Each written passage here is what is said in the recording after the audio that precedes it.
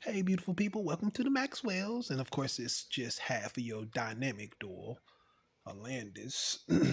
um, the subject I want to talk about that's in my mind right now is Cleveland Cavaliers. First of all, I had opportunity to watch some clips on them, uh, half of a game, things of that nature.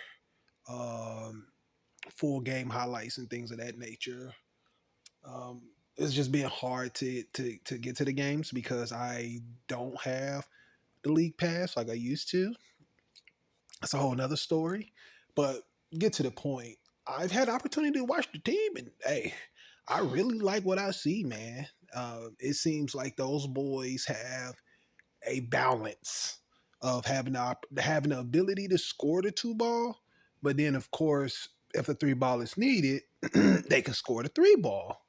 And what I've noticed about this team, they have at least three guys that can legit get you 20 on any given night, which to me is a recipe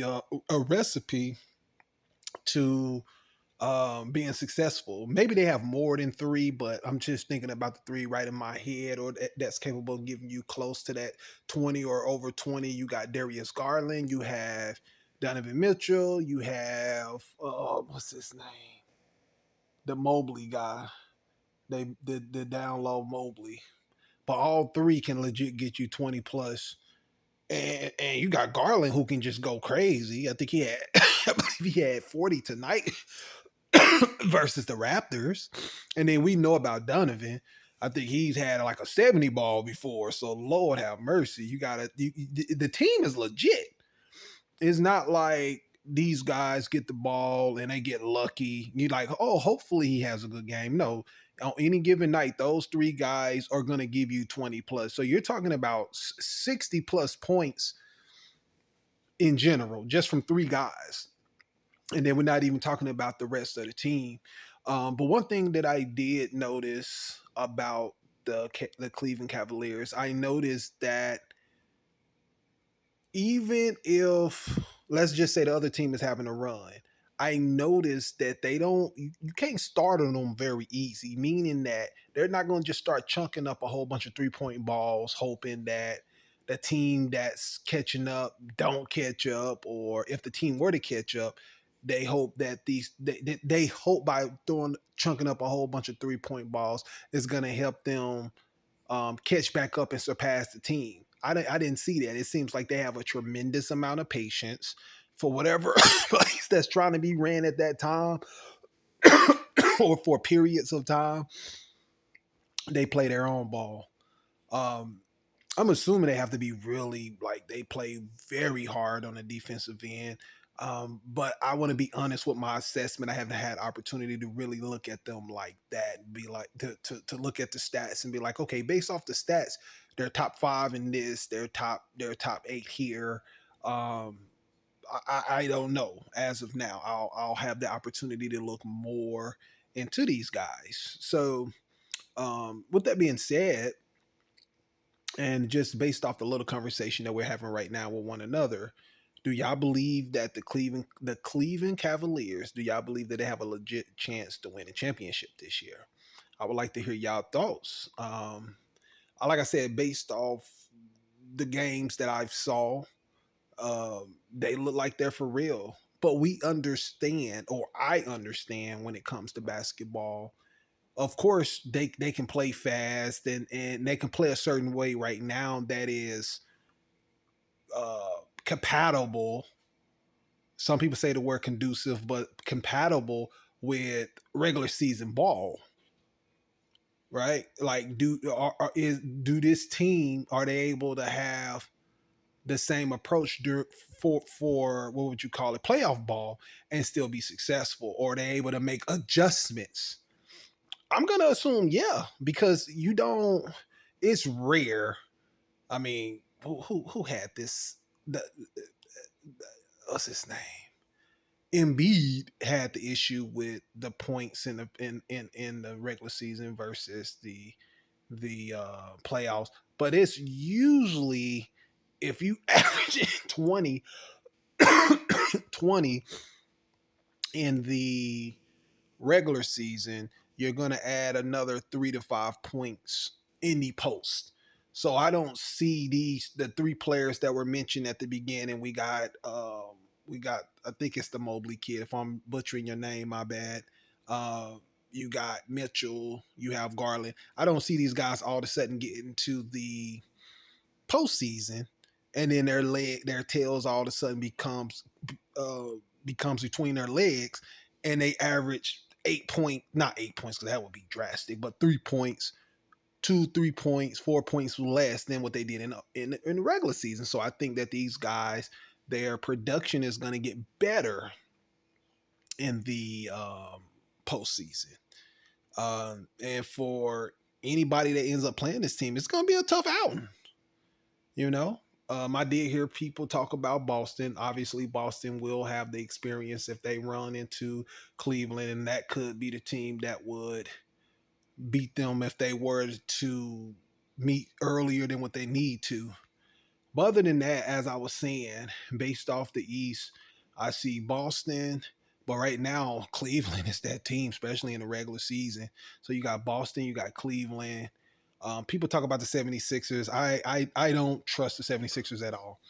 Yes, they have the names over there, Paul George, and they got Maxey and uh, Joel Embiid. But I would, as a betting man, which don't take my advice, but as a betting man, I'm just speaking for myself. I would not bet for the 76ers at all versus Cleveland in a postseason. I don't care what any pundits or any sports experts say. I would still take the Cleveland Cavaliers. The only team that I would legit say that would beat them in the East would be the Boston Celtics. Okay. Because, Jalen, if you were to take like three of their best players, is probably going to trump the Cleveland Cavaliers. Now, again, it's still gonna come down to team playing as a whole and coaching and all of that. But Missoula, hell of a coach.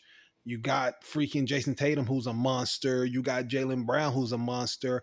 I like Kristaps Porzingis. I mean, Derek White, Drew Holiday. I mean, that team is just so nasty. Just a crazy roster. But as I was saying, if anybody's gonna beat them in the East, it's gonna have to be Boston.